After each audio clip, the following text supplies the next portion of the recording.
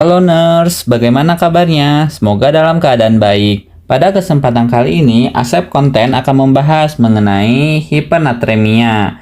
Sebelum kita mulai, jangan lupa untuk like-nya and don't forget to subscribe. Tanpa menunggu lama, kita langsung ke materi. Let's go!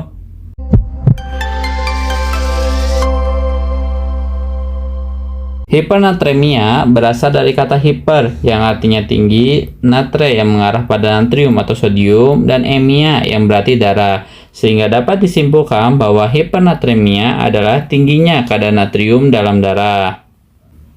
Natrium dalam darah normalnya yaitu di angka 135 sampai 145 mg per liter. Jika lebih dari 145 itu sudah menjadi tanda bahaya bahwa pasien mengalami hipernatremia. Natrium ini dalam tubuh berfungsi sebagai regulasi masuk keluar sel air. Jadi, fungsi dari natrium yaitu mengatur regulasi keluar masuknya H2O atau air dari dalam sel ke luar sel atau ke daerah darah. Dan di sini perlu kita ketahui bahwasanya natrium dan H2O saling menyukai satu sama lain dan berikatan sangat erat. Di mana ketika di sana tinggi natriumnya, maka air akan ikut ke sana. Jadi dari hiperkonsentrat ke hipo seperti itu. Ini merupakan gambar sel. Ini sel, dan di dalam sel itu ada air H2O yang biru dan ada natrium yang hijau. Dan di luar ini itu yaitu di luar sel atau di darah. Di dalam sel kita sebut sebagai bagian intrasel. Sedangkan yang di luar darah ini kita sebut sebagai ekstrasel. Ketika melakukan pemeriksaan darah, sampel yang diambil ya tadi darah. Sehingga natrium yang diukur merupakan natrium di darah atau ekstrasel atau di luar sel. Yang normalnya tadi 135 sampai 145. Nah, di sini kita bisa lihat bahwasannya pada kondisi di sini natriumnya itu lebih banyak di luar. Sehingga bisa kita sebut kalau misalkan di sini kadar larutan air dan garamnya itu lebih tinggi di luar sel atau di ekstrasel dibanding intrasel.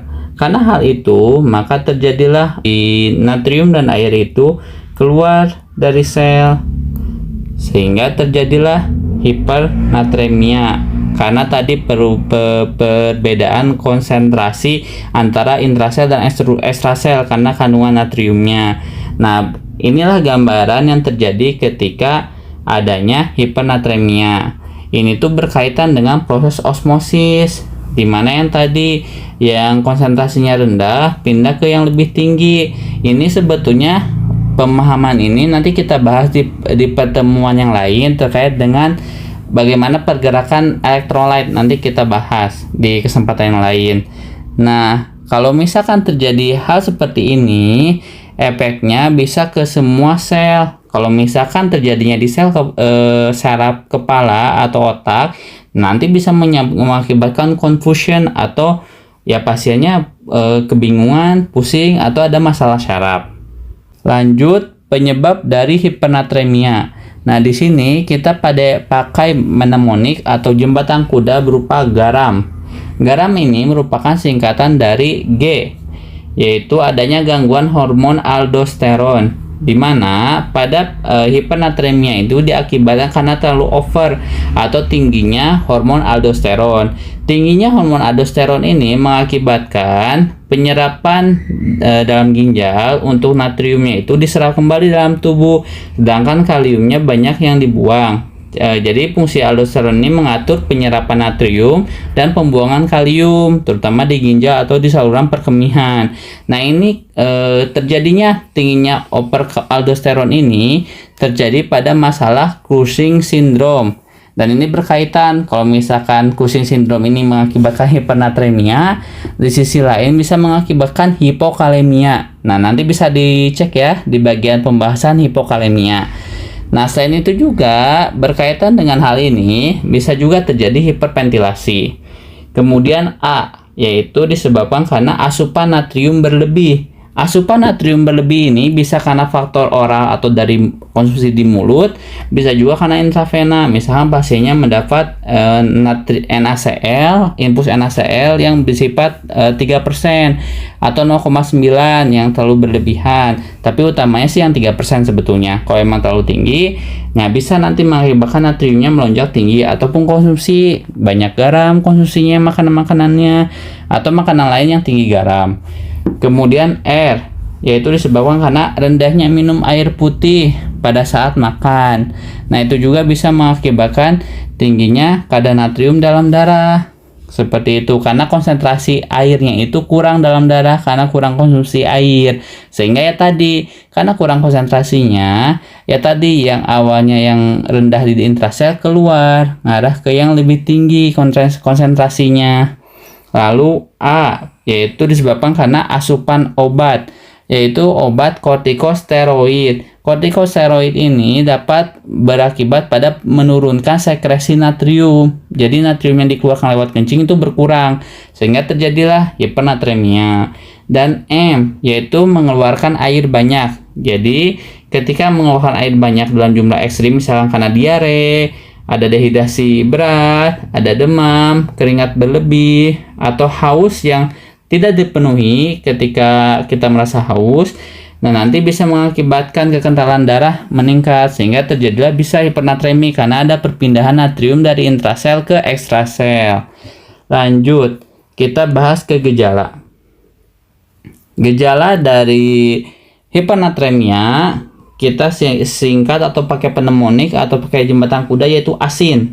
Asin ini itu yang pertama dari A, yaitu pada pasien yang sedang mengidap hipernatremia itu ada agitasi atau ada ekstrim, confuse, jadi kebingungan yang cukup ekstrim atau tidak nyambung, dan juga lemas.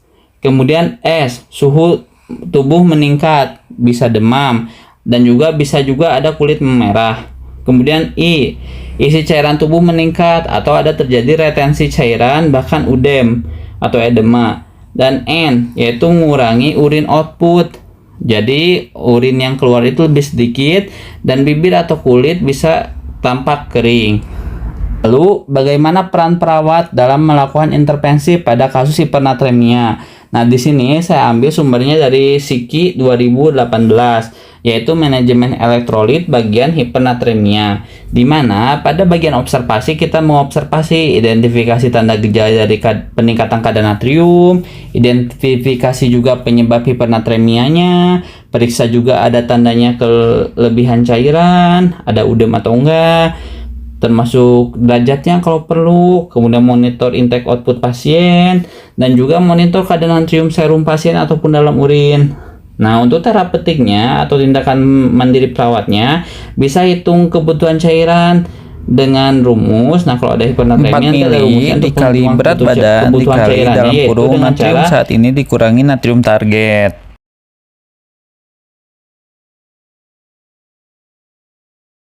Lalu berikan juga diet rendah natrium. Selain itu juga kontrol tanda gejala pasien. Jadi kalau misalkan pasiennya ada agitasi, lemas, bingung, nah itu berarti perlu ada patient safety. Semisal kalau misalkan resiko jatuh, ya penanganan penurunan resiko jatuhnya, atau kalau ada resiko bisa cedera, ya penurunan untuk manajemen resiko cederanya. Kemudian hindari pemberian natrium secara cepat untuk menghindari resiko udem cerebral atau udem di kepala atau di selaput otak. Nah, jadi kalau misalnya saat melakukan koreksi, nanti pelan-pelan aja koreksinya. Kemudian edukasi untuk ajarkan modifikasi diet rendah natrium jika perlu. Edukasi juga kontrol dan tanda gejala yang diperlukan, yang tadi untuk mengurangi resiko jatuh atau resiko cedera karena agitasi atau lemasnya. Kemudian kolaborasinya yaitu kolaborasi dengan medis terkait koreksi natrium dengan kecepatan penurunan 1 mg per liter per jam, atau kalau misalkan cairan IV-nya bisa dengan isotonik atau hipotonik, nanti tergantung dari dokternya. Biasanya bisa juga diberi dengan NS 0,45%. Jadi ini di setengah dosis dari NaCl biasa yang diberi, yaitu NaCl 0,9%. Cuman pemberiannya tadi harus pelan-pelan karena untuk mengurangi resiko udem cerebral. Nah, paling itu untuk pembahasan terkait dengan sesi segmen cek lab di Asep Konten terkait hipernatremia. Kalau misalkan ada yang perlu ditanyakan, boleh manfaatkan kolom komentar. Kalau suka dengan video ini, jangan lupa like-nya, bagikan ke rekan nurse yang lainnya. Kalau memang dianggap info ini bermanfaat, jangan lupa subscribe-nya. Cukup sekian. Wassalamualaikum warahmatullahi wabarakatuh.